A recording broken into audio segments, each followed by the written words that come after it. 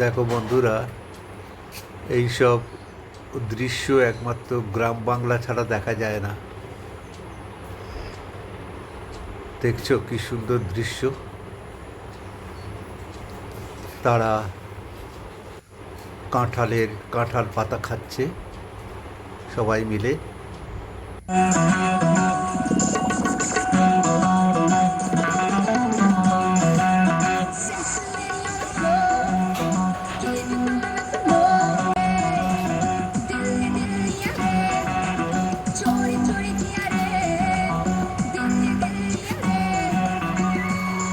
जादू से जादू किया किया रे